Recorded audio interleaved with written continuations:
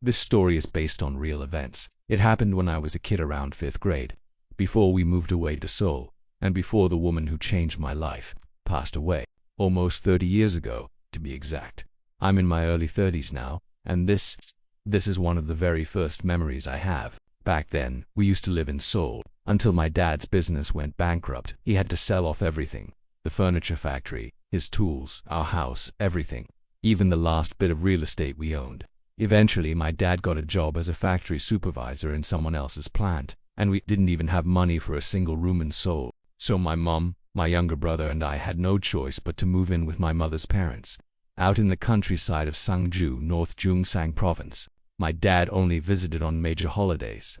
He'd show up, stay the night, never able to look my grandparents in the eye, hand my mom and grandmother a small envelope of cash, and disappear like he was running away. Whenever he left, my grandfather would smoke quietly.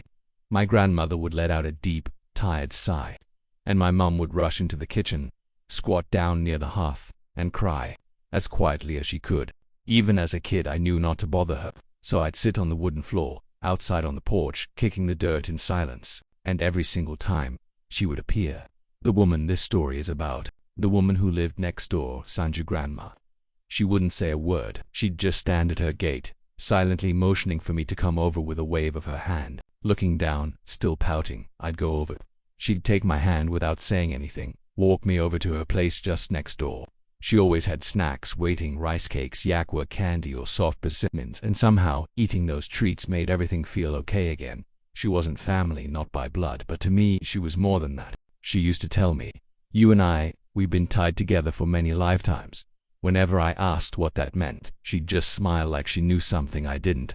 I first met her on the day we arrived in Sangju. Our belongings were crammed into a tiny truck. Most of our stuff had been left behind at my dad's factory.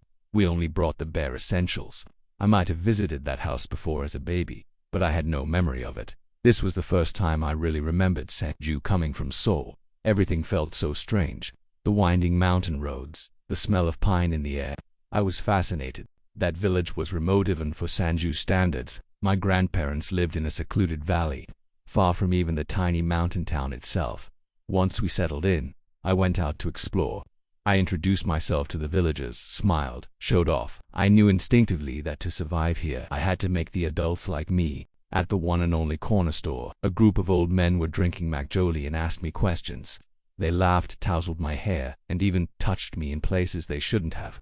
They said it was for luck. They called me a little general. If that happened today, they'd be in jail. One of them bought me a bag of snacks. I was heading home when I heard someone call me from over the fence. I turned toward the sound and saw an old woman staring at me from beyond the short stone wall. She looked terrifying. Even as a child, I could tell her eyes weren't ordinary. Her face, full of deep wrinkles, was stiff and unreadable. I froze. After a moment, her expression changed. She smiled suddenly and fully, as if she had never been scary at all. "You must be the boy who just moved in next door," she said. I stammered and gave a small bow. She said she had heard a lot about me from my grandmother, that I must be having a hard time adjusting to the countryside. Then she added, "If you ever get bored, come visit me. I'll always have something tasty for you." That night, during dinner with my grandparents and my mom, I told them I had met the lady next door. I said she looked scary at first, but she turned out to be nice. My mom and grandma exchanged a surprised look. "That's unusual," they said. Later, I learned that she was known around the village as the Tiger Grandma. I saw it for myself over the years. Kids in the village avoided her house entirely. They would walk around it in a wide circle, like it was cursed. If someone disobeyed or lied, she would unleash her voice like thunder. Many cried, not just children. Even adults never dared argue with her. If she saw something unjust, she didn't care who you were, she would yell without hesitation. In the entire village, the only person she got along with was my grandmother. Neither of them were from that village originally. My grandparents had sold their house in Sangju City to help my uncle get married. Instead of moving to the city with him, they bought a tiny house deep in the mountain valley, and some land to farm and live quietly. Around that same time, the woman who would become my Sangju grandma also moved in right next door. She said she was from a coastal town, maybe Pahang. No one really knew why she came so far inland. All alone. When she was younger, she used to farm by herself, but by the time I met her, she had stopped and only kept a small garden. It was enough to feed herself. People said she had children, but I never saw anyone visit. Only occasionally a few middle-aged women would stop by. Later I found out they were shamans. My mom told me much later. The grandma had children, but they were estranged. She fought with them constantly, too strong-willed, too sharp. My grandmother and the Sangju grandma became best friends. Maybe it was because they were both outsiders. In a rural town like ours, people are slow to trust newcomers, and the Sangju grandma wasn't the warmest person to begin with. But the two of them relied on each other. They remained close until the day she died, and even after death, she stayed with me in ways I didn't expect. My mom told me years later, she first met the Sangju grandma when she was just a middle schooler. Back when they moved into the village, she had a hard time commuting to school, but even harder was dealing with the village itself. She said the grandma would scold her a lot. Too much, she used to say with a laugh. She was terrifying, but also, somehow, she made me feel protected. By the time my mother was in high school, the grandma would walk her home on certain days. She'd pretend it was coincidence, but my mom said she knew better. On those days, something bad was always waiting. Some creepy guy following her, some drunk man trying to speak to her in the dark, and the grandma would appear, her voice like a whip, and just like that, they'd scatter like rats. She was about 5 years older than my grandmother, but when the two of them talked, it was like listening to two best friends. When the Sangju grandma passed away, my grandmother mourned deeply. She said the house next door suddenly felt too quiet, too empty. They had no blood relation, but they were so. After we moved in, the grandma and I became strangely close. Yes, I was a friendly kid, but it wasn't just that.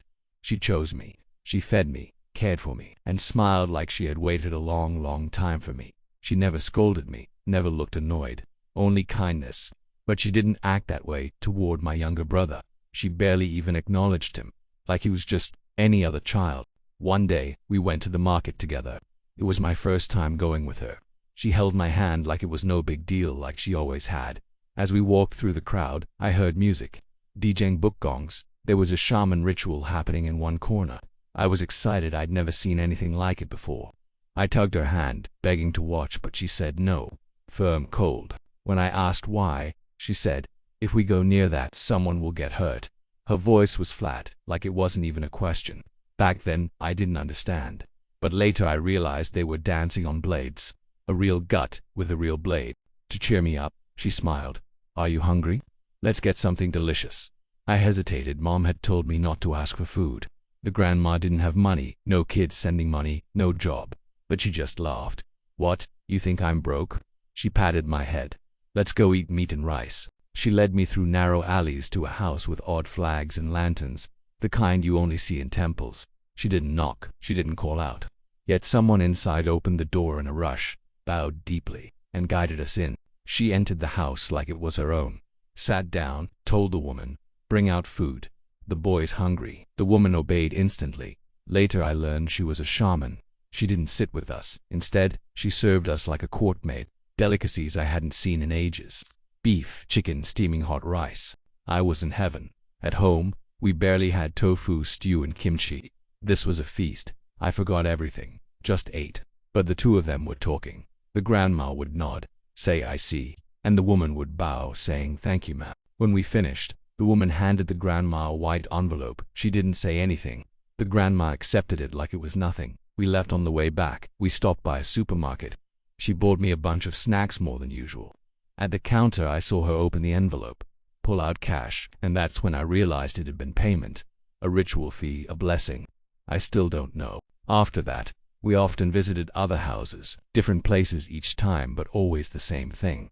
The people bowed deep, served her food, gave her a white envelope. Some of them were also shamans, some weren't, but every single one treated her with a kind of fear and reverence. If I asked why she skipped a house, she'd just say, "Fake." No more, no less. But then, one day, she didn't pass by.